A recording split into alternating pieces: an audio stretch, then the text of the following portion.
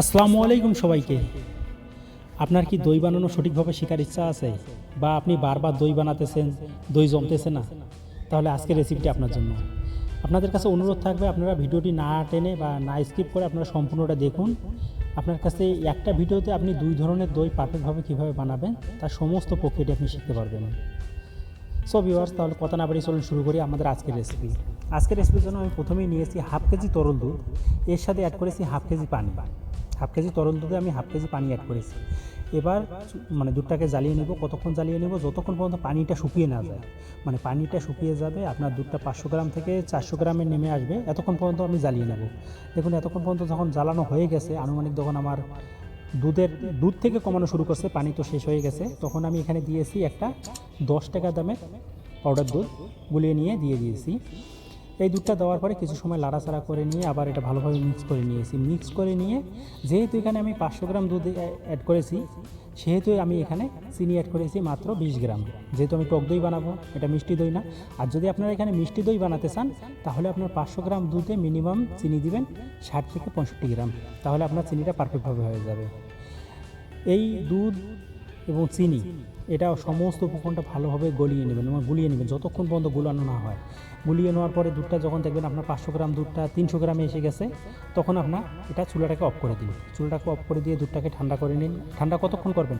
কুসুম কুসুম ঠান্ডা করবেন, যতক্ষণ আঙ্গুলে সহ্য হয় না হয়, আঙ্গুলে সহ্য হবে এই পরিমাণ ঠান্ডা করে নেবেন। ঠান্ডা হয়ে গেলে এখানে আমি সামান্য পরিমাণে টক দই গুলিয়ে নিয়ে দই বিষটা এখানে অ্যাড করেছি। আপনারা যেখানে মিষ্টি দই বানান, তাহলে আপনার 1 কেজির জন্য আপনারা দোকান থেকে যে 20 টাকা 25 টাকার একটা দই থাকে মিষ্টি দই, ওইটা কিনে নিয়ে গুলিয়ে দিয়ে দিলেই হয়ে যাবে। যখন হাতে সহ্য হবে তখন গুলিয়ে দিবেন, তার আগে না। তারপর এটা দুধটা গুলিয়ে দেওয়ার পরে যখন গরম থাকা অবস্থায়, কুসুম কুসুম গরম থাকা অবস্থায় আপনারা যে পাত্রে দই বানাবেন সেই পাত্রে ঢেলে দিন। ঢেলে দিয়ে এটা ঢেকে দিন।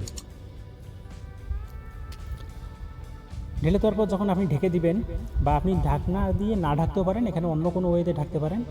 ঢেকে এখানে সর্বোচ্চ পরিমাণে গরম কাপড় উপরে দেওয়ার চেষ্টা করবেন।